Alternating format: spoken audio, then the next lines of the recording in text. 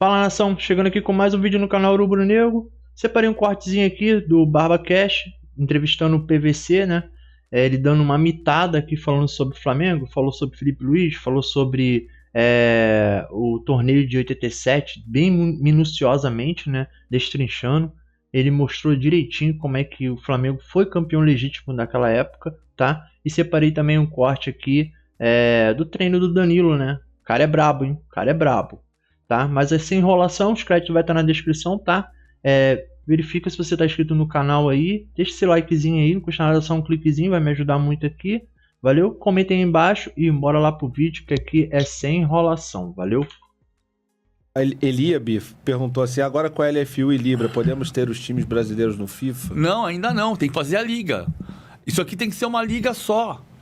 Que é a grande discussão. Por que que o Landim passou 2 anos brigando, dizendo que não ia abrir mão do mínimo garantido que o Flamengo tinha, para 2 anos depois entrar no Conselho Deliberativo do Flamengo e defender que o Flamengo devia abrir mão de 80 milhões de reais? Não faz sentido. E por que que nesses 2 anos você não conseguiu abrir mão do seu mínimo garantido, que só existia por causa de um pay-per-view, que você não sabia se existia, porque você não sabia se a Globo ia conseguir ter os 8 jogos para fazer? E a gente não tem a liga, porque ficaram 2 grupos rachados. Tem culpa dos 2 lados, não é só o Landim. Lógico. Né? Mas por que que o Flamengo passou 2 anos discutindo que não ia abrir mão do seu mínimo garantido, para 2 anos depois entrar no conselho e dizer assim, olha, votem aqui, a gente vai perder 80 milhões de reais, mas é bom. Eu gosto muito do Felipe Luiz, acho que o Felipe Luiz tem um trabalho, há muito tempo ele está se preparando para ser técnico. Em 2019, teve um jogo Brasil e Venezuela na Fonte Nova, Copa América, e o Brasil empatou com a Venezuela 0-0, um jogo horroroso na Fonte Nova, e a Venezuela jogava 5-4-1. E o Atlético de Madrid muitas vezes joga 5-4-1 com o Simeone. Muitas vezes jogou assim. E eu fotografei lá de cima da tribuna a maneira como a Venezuela estava defendendo. E na zona mista o Felipe Luiz passou, jogador da seleção, e eu falei, Felipe, vem cá, olha essa foto aqui.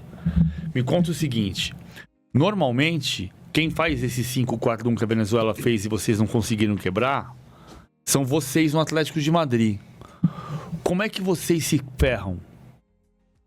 Quem é que faz o quê para quebrar esse sistema quando você defende assim? E ele pegou a câmera e ficou assim. Ficou olhando, não parava de olhar. Aí ele falou, a gente tem um grupo de estudos, o Thiago, que jogou comigo no Atlético de Madrid, jogou no Chelsea, tá nesse grupo de estudos, manda essa foto pra mim, vou mandar pro grupo de estudos. Ele mandou pro grupo de estudos, pra estudar aquela situação, como sair daquilo. Em 2019. 2019. E aí, o que ele fez naquele Corinthians? Ele fez um 5-3-2. Ele fez um 5-3-2, não. Ele fez um 5-3-1, porque Sim. ele perdeu um jogador. Sim. Ele fez uma linha de 5 e obrigou o Corinthians a achar um espaço onde não tinha. Obrigou o Corinthians a abrir um cadeado sem a chave. Caraca. Ou seja, o PVC influenciou nessa classificação do Flamengo e Corinthians. Cara, isso mostra muito o interesse do Felipe Luiz por tática, por entendimento do jogo, né, cara? Isso é uma coisa totalmente diferenciada. O cara que... Todo mundo tem o direito a achar tudo, né? Mas o cara que duvida da capacidade de um cara que pega uma imagem em 2019, 5, 6 anos antes de se aposentar, e manda para um grupo de estudo que ele tem com outros jogadores e ex-jogadores para entender, para discutir, para se interessa por isso, cara. Tem uma diferença, Barba, que é a seguinte, eu acho, e eu já falei com técnicos portugueses que concordam com isso. Você precisa entender o jogo.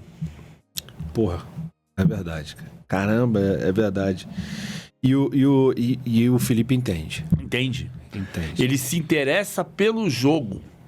Ele se interessa pelo jogo e uma parte do jogo é a relação do jogador com a bola. Mas a relação do jogador com a bola não é tudo. O futebol brasileiro. Sim. Porque é o que o Klopp fala. O Klopp já olhou lá da Inglaterra e falou, no Brasil, troca-se mais de técnico que de roupa íntima. E é a pura verdade, a gente troca mais de técnico que de cueca. E é a pura verdade. Então, cara, o que o Felipe Luiz tem de grande diferença, sabe qual é? Ele voltou pro Brasil para trabalhar. Ele não veio passar férias. Isso vale para ele como jogador e como treinador. Verdade. Então ele veio para cá, ele como jogador cobrava o companheiro dele. Sim. Vem cá, fulano, você não vai trabalhar não? Que é o que o cara não faz aqui. Todo jogador brasileiro aprendeu a parte tática na Europa, menos o Pato e o Ganso, né? Que você traz o cara para cá e o cara não tem compromisso. Um monte de jogador que foi pra Europa teve muito compromisso tático na Europa. Quando voltou pra cá, compromisso zero. Sim. Porque o cara volta de férias. O Felipe Luiz não tá de férias nem como jogador, nem como técnico. Sim. A diferença que pode fazer ele ser um grande técnico a médio prazo é essa. Entendi. É mais uma aula, né? Não é aula de nada, eu tô falando uma opinião. Não, eu concordo com você. Eu concordo com você, cara. Ele veio trabalhar e ele trabalhou a carreira dele toda. Toda? Né? Toda. E trabalhou muito, ralou muito, né? Um cara que é um trabalhador do futebol. Exatamente. O Felipe Luiz é um trabalhador do futebol. E por isso que eu tô muito confiante no trabalho dele. Eu tô tão confiante no trabalho dele que eu sou Jorge Jesusete e eu falei, porque quando o BAP assumiu, antes dele assumir, diziam que ele poderia trazer o Jorge Jesus e tal. Eu falei, cara, o Felipe Luiz não precisa agora trazer Jorge Jesus. O Felipe Luiz vai dar conta. Entendeu? Eu acho que ele vai dar conta. Quando ele precisou mexer no elenco, ele mexeu. Quando ele precisou tirar o Gabigol lá no jogo do Corinthians, inclusive, tirou. Do Atlético, ele tirou. Entendeu? Pô, cara, eu tô muito confiante, muito animado no trabalho como rubro-negro.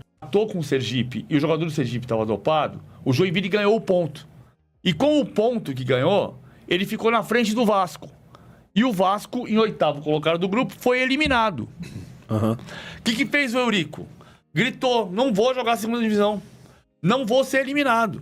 Porque o Vasco estava eliminado e rebaixado. Teve uma reunião na federação, na CBF, na Rua da Alfândega. E aí começou a gritar o que vai acontecer, quem vai entrar? Vai entrar o Vasco ou vai entrar o Joinville? Vai entrar o Vasco ou vai entrar o Joinville? Vai entrar o Vasco ou vai entrar o Joinville? Quem é que vai sair? Alguém anunciou, vai sair a Portuguesa. Porque a Portuguesa tinha uma dívida com a CBF e essa dívida dava uma condição jurídica de tirar a Portuguesa. Quando tiraram a Portuguesa e classificaram o Vasco e o Joinville, a Federação Paulista gritou, falou, não vai tirar a Portuguesa coisa nenhuma. E aí o que a CBF fez? Mudou o regulamento no meio do campeonato. E disse, agora vão classificar 8 de cada grupo e mais os 4 do torneio paralelo. Em vez de classificar 32, classificam 36. E entrou o Vasco, o Joinville e a Portuguesa. E continuou o campeonato, com a regra que os 24 primeiros iam formar a primeira divisão de 87. Aí o Botafogo terminou em 32º e foi rebaixado.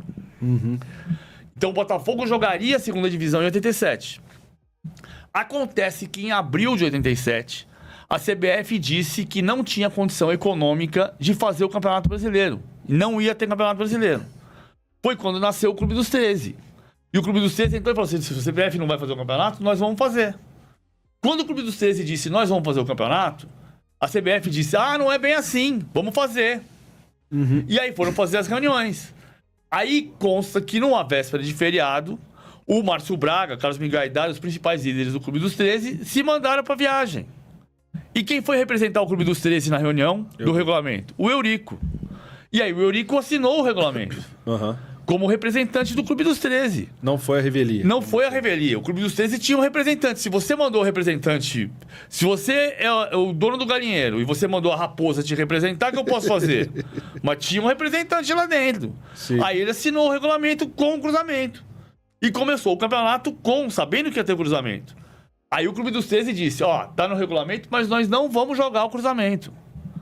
E assim foi o campeonato inteiro, dizendo, nós não vamos jogar. E quando acabou o campeonato, o Flamengo comemorou o Campeonato Brasileiro com aquela taça que o placar deu, que era uma taça com uma bola preta, que não era a taça do Campeonato Brasileiro oficial. Sim. E ficou o Sport esperando, o Sport e o Guarani esperando o regulamento, esperando o cruzamento. Flamengo e Inter disseram que não iam jogar o cruzamento. No começo de 88...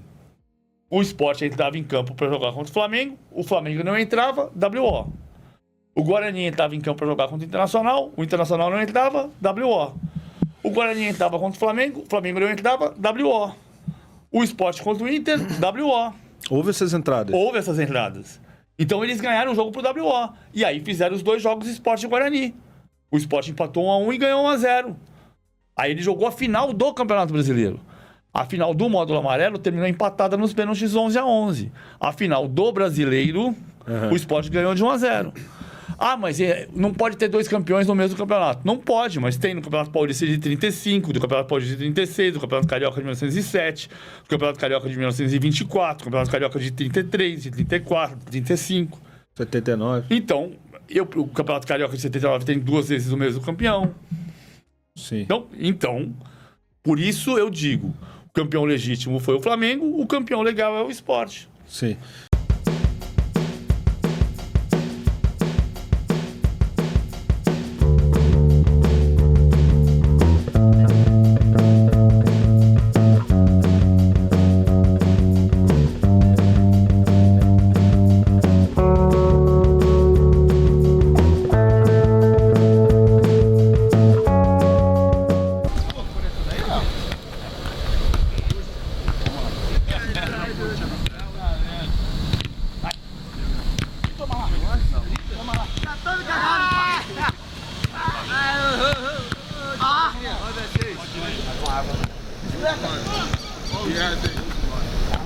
Ele foi lá, agora. Tá lá. Deu uma maldade. Ah, não. Deixa pra cá. Vai movimentando. Vai encaixando passe. Curtir, direita, esquerda. Vai. Vamos, faz aquilo. Boa, mostra bem a perna. Vamos, mostra bem a perna. Boa.